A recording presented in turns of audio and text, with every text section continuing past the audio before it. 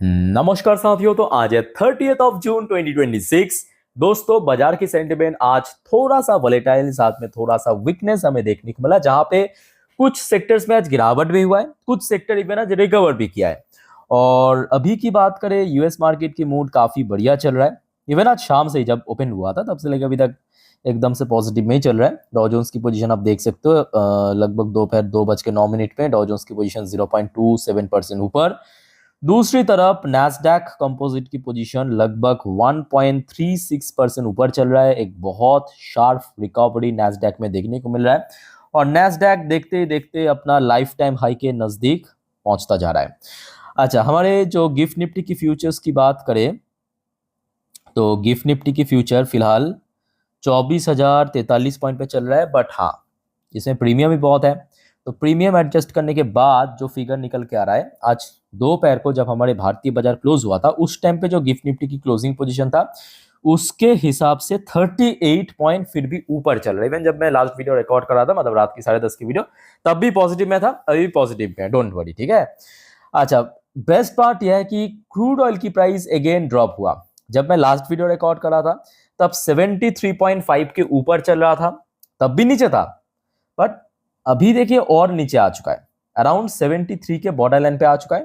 तब लगभग 1.5 घंटा पहले ½ % नीचे था, अभी मोर देन 1% नीचे आ चुका है, ठीक है। तो इसके पीछे बहुत सारे जियोपॉलिटिकल इंसिडेंट है, एक एक करके मैं आपको एक्सप्लेन करता हूं।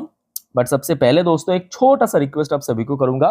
पहले सर आप मेक श्योर कीजिए आपने ऑलरेडी इस चैनल को सब्सक्राइब कर लिया, नहीं किया तो सर फटाफट करके रख दीजिएगा। शेयर मार्केट, जियोपॉलिटिकल अपडेट, सब कुछ टाइम के साथ साथ पाने के लिए। अब देखिए, ऑलरेडी मैं आज दिन के 5 इंपॉर्टेंट टॉपिक के ऊपर वीडियो अपलोड भी कर चुका हूं। आई होप कि आप लोगों ने सब देख लिया। ये सब वीडियो सब कल के लिए इंपॉर्टेंट है, नहीं देखा तो प्लीज एक बार चैनल पे विजिट करके चेकआउट करके जरूर आइए, बट पहले इस वीडियो को अच्छे से कंप्लीटली देखिए।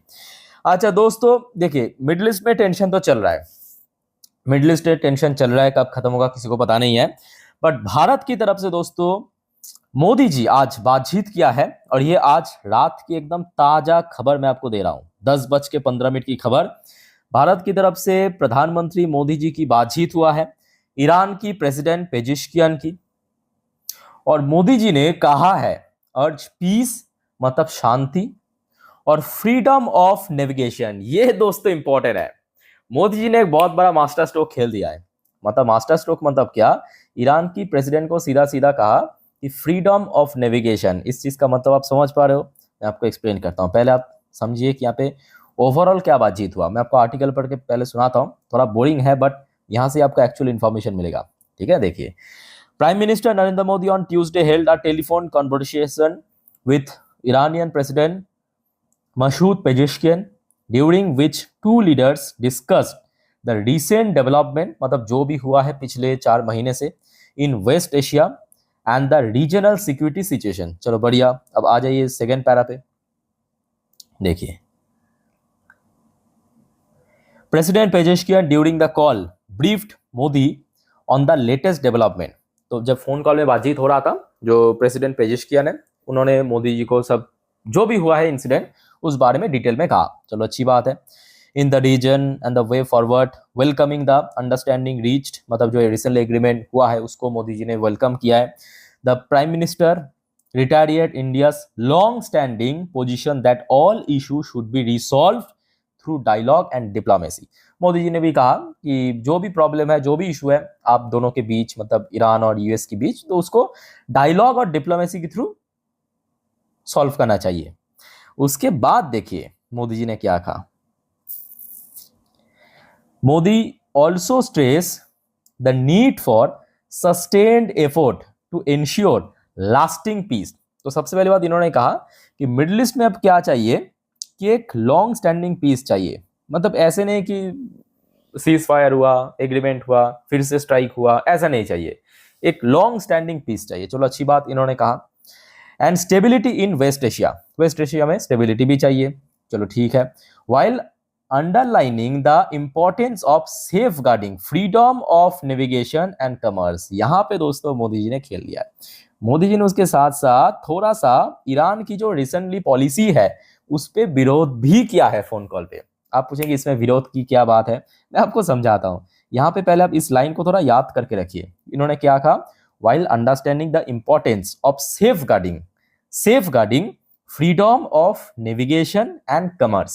अच्छा दोस्तों, आपको पता होगा रिसेंटली ईरान और ओमान मिलके क्या प्लान कर रहा है, स्टेट ऑफ हॉर्मुज पे टोल सिस्टम लागू करना। और उसके साथ साथ आप देखिए अभी state of Hormuz total safe भी नहीं है, तो उन्होंने तो सबसे पहले यही कहा इंपॉर्टेंस ऑफ सेफ गार्डिंग और फ्रीडम ऑफ नेविगेशन। इसका मतलब ये है कि वो जो जगह है दोस्तों, ठीक है, वो एक इंटरनेशनल वाटर बॉडी है, वो किसी की मतलब प्राइवेट प्रॉपर्टी नहीं है। तो वहाँ से ताकि बहुत ही स्मूथली जो कमर्शियल शिप है, वेसल्स है, वो गुजर सके, उसका जो फ्रीडम ऑफ नेविगेशन वो भी चाहिए। अब मैं ऐसा क्यों कह रहा हूँ, अब ध्यान से समझना। ये भी आज रात की अपडेट है। अब देखिए, ये आज रात 8 बजे की खबर है। खबर आया है कि Iran post war Hormuz fee plan get Oman support despite US objection. तो जैसे कि आपको पता होगा, स्टेट ऑफ हॉर्मुज पे जो टोल सिस्टम बिठाने की प्लान, ये पहले तो ईरान ने शुरू किया, उसके बाद ओमान देख रहा है कि भाई इसमें तो हमें भी फायदा मिलेगा। क्यों मिलेगा? क्योंकि स्टेट ऑफ हॉर्मुज को एक्चुअली दोनों ही देश कवर करते हैं। अपर साइड पे मतलब नॉर्थ पोर्शन पे ईरान और साउथर्न पोर्शन पे ओमान। तो ईरान क्या कर रहा है कि अकेले करूंगा तो भाई सब विरोध करेंगे, दोनों मिलकर करेंगे, दोनों मिलकर पैसा लेंगे। तो ईरान और ओमान के बीच आज की डेट में मंगलवार के दिन एक मीटिंग था, ठीक है। उस मीटिंग पे दोनों देश मिलके ये डिसाइड किया कि ये वॉर टोटली खत्म हो जाने के बाद वहां से हम फी लेंगे। कोई भी अगर कमर्शियल वेसल्स या टैंकर जाए, वहां से हम पैसा लेंगे टैक्स के थ्रू, ठीक है। जबकि यूएस ने भी इसके पहले ऑब्जेक्शन किया था, और आज की डेट में हमने देखा मोदी जी ने डायरेक्टली नहीं बट फोन कॉल में इनडायरेक्टली भी इस चीज की विरोध किया। और मेरे हिसाब से यहाँ पे मोदी जी या कोई और नहीं, पूरे दुनिया को इसका विरोध होना चाहिए। सिंपल बात है, क्योंकि इंटरनेशनल वाटर बॉडी पे आप कभी भी टोल लागू नहीं कर सकते, ये बेसिक बात है। बाकी इस बारे में दोस्तों आप लोग क्या सोचते हो, कमेंट करके प्लीज बताइए, जो भी आपका ओपिनियन है। क्योंकि अगर ऐसा हो गया, महंगाई और बढ़ेगा, और इसके साथ साथ दुनिया भर की और भी देश है, उनके पास भी तो ऑप्शन है ना, वो भी सेम लागू करेगा। भारत के पास स्टेट ऑफ मलाक्का है, जहां पे चाइनीज 70% इंपोर्ट एक्सपोर्ट होता है, उसको भारत मतलब एक्टिव कर देगा टोल सिस्टम वहां पे भी, ठीक है। तो दिक्कत तो है।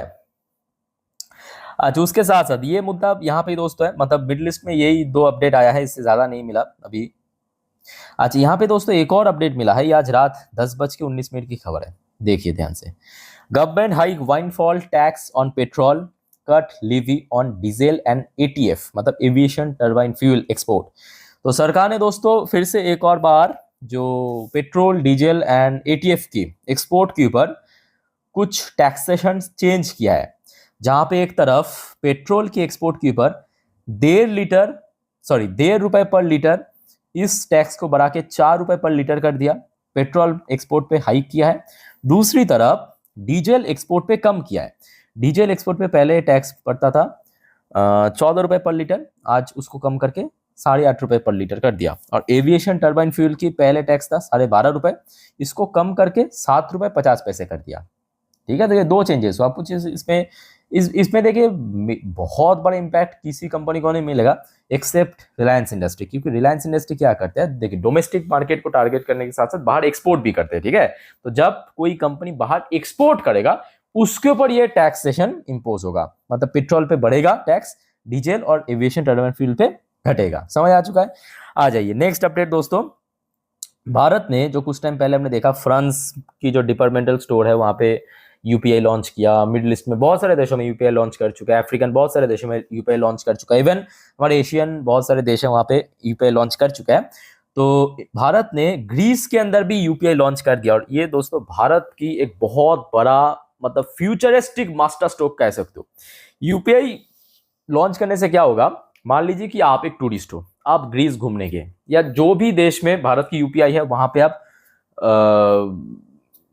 मतलब टूरिज्म पर्पस गए हो, तो आपको पेमेंट करना है, तो आपको कोई पैसा एक्सचेंज करने की जरूरत नहीं है। आपके पास यूपीआई है, डिजिटल पेमेंट सर्विस है, उसके थ्रू आप आराम से कर सकते हो, ठीक है। तो इससे क्या होगा, इससे दोस्तों जो डॉलर है उसके डोमिनेंस बहुत हद तक कम हो जाएगा। समझ रहे बात? ये बहुत यहाँ पे मैं कहूँगा बहुत ही फ्यूचरिस्टिक एंड बहुत ही एक सोचे समझे यहाँ पे भारत ने यहाँ पे जो ये स्ट्रेटजी अपनाया। अच्छा नेक्स्ट दोस्तों, भारत और यूएस के ट्रेड डील के ऊपर भी एक अपडेट है, बट इस बार सेर्जियो गौर की तरफ से, मतलब जो यूएस के एनवॉय भारत में है। India US trade deal in final stage, last 1 to 2% of legal text being worked out. So let's see, यही तो 1-2% पे फंसा हुआ है पिछले 1 सालों से, है ना। रिसेंटली तो आपके यूएस की डेलीगेशन टीम भी आया था भारत में, बट हुआ कुछ नहीं। इवन हमारे गोयल साहब ने भी कह दिया कि जब तक ना भारत की इंटरेस्ट फुलफिल हो जाए तब तक तो हम ट्रेड डील साइन नहीं करेंगे। और एक तरफा सही भी है, क्योंकि एक गलत ट्रेड डील साइन करने से अच्छा है कि ना ही हो। गलत ट्रेड डील करके रिग्रेट करो बाद में। अच्छा फिलहाल अगर हम बात करें, मार्केट की मॉल सही लग रहा है फिलहाल, 38 पॉइंट ऊपर। चलो अब देखना होगा सुबह कौन सी मूड पे ओपन होता है, कौन सी दिशा में ओपन होता है, ठीक है। अच्छा जो आपको मैं लास्ट वीडियो में भी कहा था, सुबह मैं अपने इंस्टाग्राम स्टोरी में दे दूंगा अपडेट गिफ्ट निफ्टी की, आप लोग एक बार चेक कर लेना, ठीक है। मेरे इंस्टाग्राम स्टोरी लिंक आपको नीचे मिल जाएगा डिस्क्रिप्शन बॉक्स में। और अभी तो यूएस मार्केट सही चल रहा है। बाकी दोस्तों और कोई आपका कंफ्यूजन डाउट है कमेंट करके पूछिए। वीडियो अच्छा लगे तो लाइक करना, चैनल को प्लीज सब्सक्राइब करके रखना फर्दर जानकारी पाने के लिए। और मिलता है नेक्स्ट वीडियो में। Good night, take care, bye bye, जय हिंद।